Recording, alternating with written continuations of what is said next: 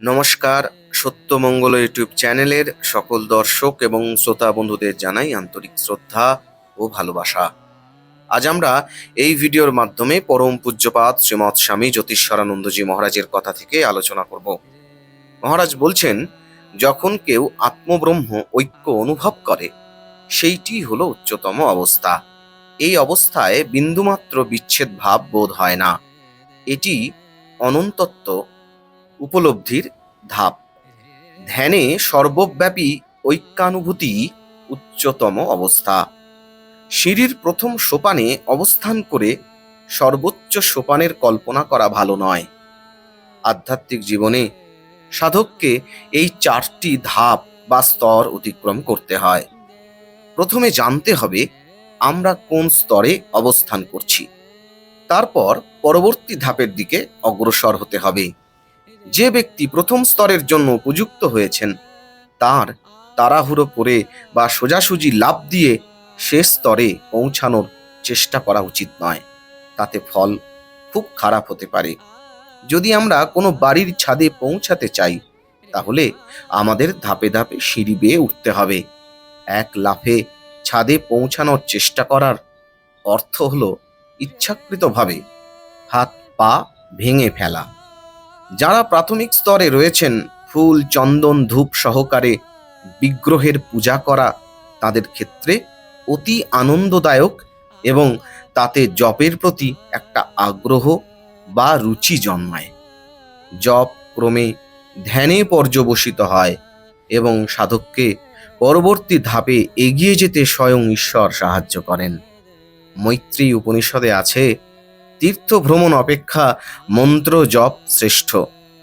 শাস্ত্রোল্লিখিত আধ্যাত্মিক সত্য সমূহের ধ্যান চিন্তনের স্থান তদূর্ধ্বে।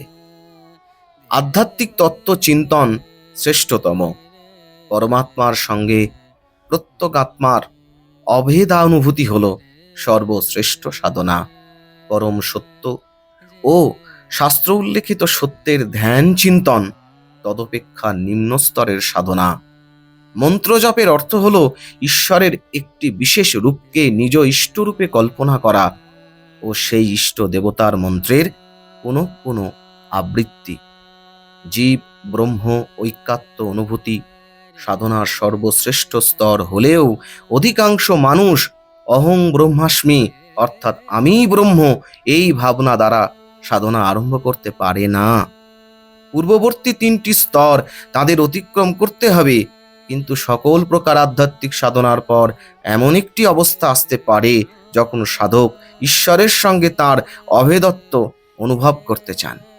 শ্রী শঙ্করের কাশী পঞ্চকে একটি শ্লোক আছে, যার অর্থ, এই দেহ হলো কাশী, এই দেহের মধ্য দিয়ে প্রবাহিত নিত্য অনিত্য বিবেকরূপ জ্ঞানই হলো গঙ্গা, বিশ্বাস ও ভক্তি হলো গয়া, শ্রী গুরুর পবিত্র পাদপদ্মের ধ্যানে সতত যুক্ত হয়ে থাকাই হলো প্রয়াগ। তার কারণ হলো শিষ্য গুরু ও ইষ্ট অভেদ। প্রকৃতপক্ষে গুরু শিষ্য ও ইষ্টের সত্তায় কোনো ভেদ নেই। গুরু চরণ ধ্যানের মাধ্যমে এই সত্য উদ্ঘাটিত হয়। যে স্থানে এই পবিত্র ত্রিবেণী সঙ্গম হয় তাই তো প্রয়াগ। আমাদের অন্তরতম সত্তাই পরম চৈতন্য, তিনি সাক্ষী স্বরূপ, তিনি কাশীনাথ বিশ্বেশ্বর। এই চৈতন্য জীব ভেদে ভিন্ন ভিন্ন হয়। এই চৈতন্য সর্বজীবের মন ও বুদ্ধির সাক্ষী স্বরূপ। অতএব সকল পবিত্র তীর্থ যখন আমার ভিতরেই বিরাজিত, বাইরে কি বা থাকতে পারে? অন্য তীর্থের সন্ধানে আর প্রয়োজন কি? অবশ্য কেউ কেউ কোনো পবিত্র তীর্থে এক আকস্মিক উপলব্ধি প্রাপ্ত হন, এ কথা সত্য। গয়ায় শ্রী চৈতন্যের এমনই হয়েছিল। শ্রীরামকৃষ্ণের দেওয়া উদাহরণ মনে করো। একটি ফোয়ারার মুখে পাথর চাপা দেওয়া ছিল। হঠাৎ কেউ পাথরটা সরালো আর বেগে জল বের হতে লাগলো। আত্মচৈতন্য আমাদের ভিতরে যেন ওই গুপ্ত ফোয়ারার মতো। অহংকার রূপ বাধা যখন সরে যায়, তা শতপ্রকাশিত হয়ে পড়ে। অহংকার লোপ পেলে সমস্ত নাম রূপও লুপ্ত হয়। অতএব তুমি যা চাও এই ক্ষুদ্র দেহ ভাণ্ডারই তা পাবে। কেবল তাকে প্রকাশ করতে হবে। কোনো কোনো সাধক সাধনার উদ্দেশ্যে নির্জন স্থানে গিয়ে বসবাস করতে চান। কিছুদিন আগে এক শিষ্য কাজকর্ম ছেড়ে দিয়ে এভাবেই চলে যেতে চেয়েছিল।